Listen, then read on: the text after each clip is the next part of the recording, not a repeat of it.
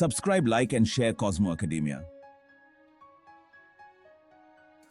नमस्ते प्यारे दर्शकों, आज हम भारत के दिल में यानादी जनजाति से मिलने जा रहे हैं।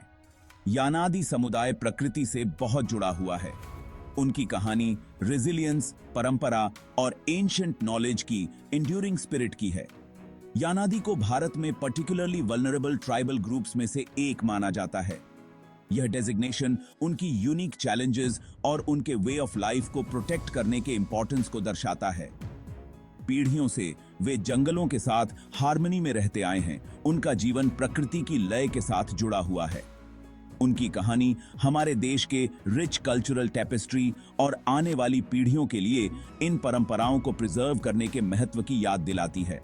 आइए हम उनकी दुनिया में थोड़ा गहराई से उतरें, उनकी परंपराओं, चुनौतियों और हाल ही की घटनाओं के बारे में जानें, जिन्होंने उन्हें नेशनल अटेंशन में ला दिया है।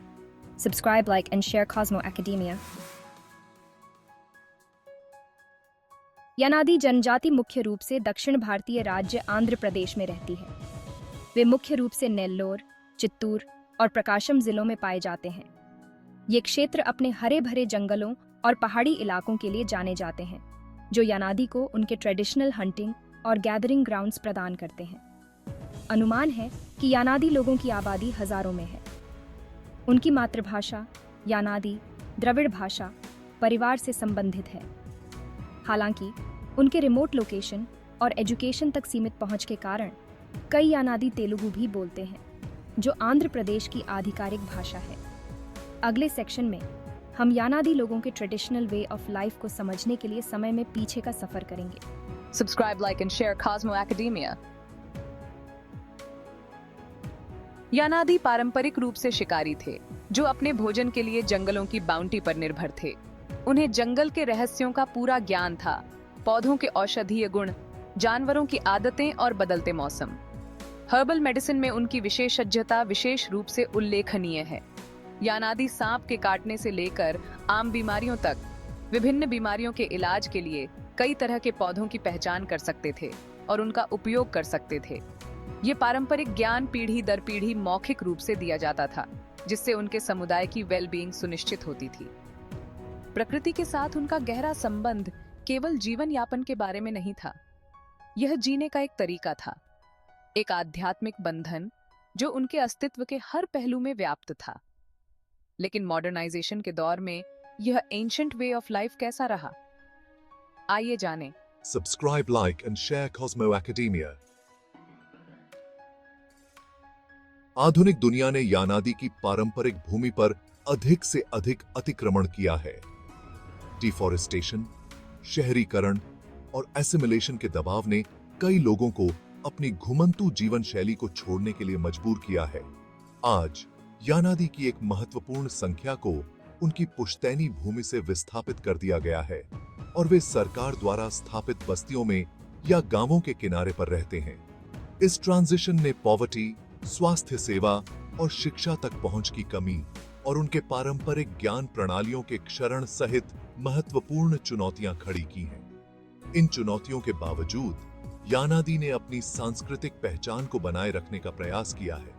उनकी जीवंत परंपराएं, खासकर उनके नृत्य, उनकी समृद्ध विरासत की एक झलक पेश करते हैं। Subscribe, like and share Cosmo Academia. Section 5, जीवन की लय यानादी संस्कृति। यानादी संस्कृति संगीत, नृत्य और कहानी कहने में समृद्ध है।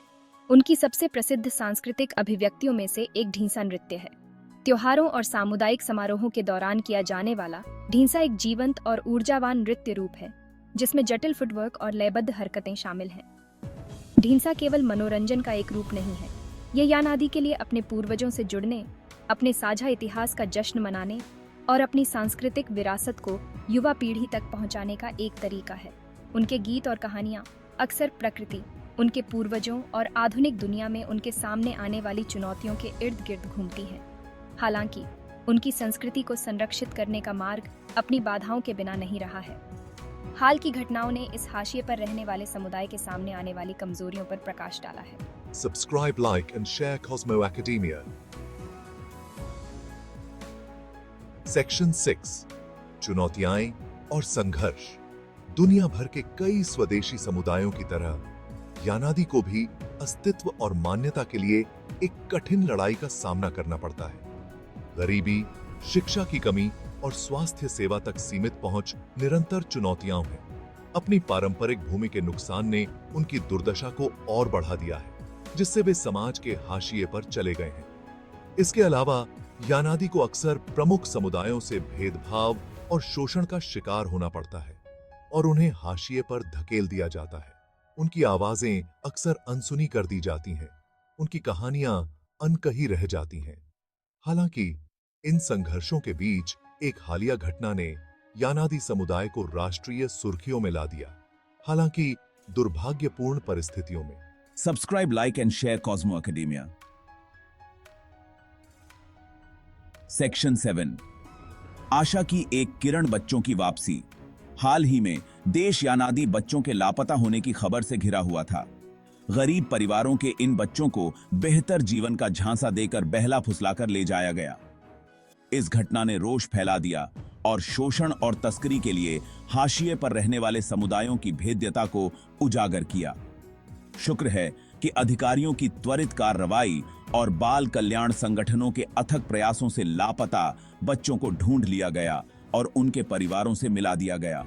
इस हृदयस्पर्शी पुनर्मिलन ने न केवल यानादी समुदाय बल्कि पूरे देश में राहत और खुशी की लहर दौड़ा दी।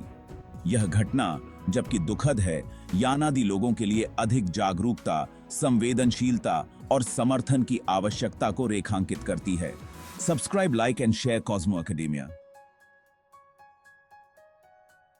सेक्शन 8, एक विरासत का संरक्षण।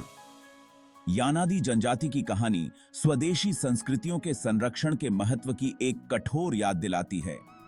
प्राकृतिक दुनिया के बारे में उनका गहन ज्ञान, उनकी अनूठी परंपराएं और प्रतिकूल परिस्थितियों का सामना करने में उनकी स्थायी भावना अमूल्य संपत्ति हैं, जो हमारे देश की सांस्कृतिक टेपेस्ट्री को समृद्ध करती हैं। यह सुनिश्चित करना हमारी सामूहिक जिम्मेदारी है कि यानादी और उनके जैसे अन्य स्वदेशी समुदायों को वह सम्मान, समर्थन और अवसर मिले जिसके वे हकदार हैं। आइए हम एक ऐसे समाज के निर्माण का प्रयास करें जहां उनकी आवाजें सुनी जाएं, उनके अधिकारों की रक्षा हो और आने वाली पीढ़ियों तक उनकी परंपराएं फलती फूलती रहें। धन्यवाद। Subscribe, like and share Cosmo academia.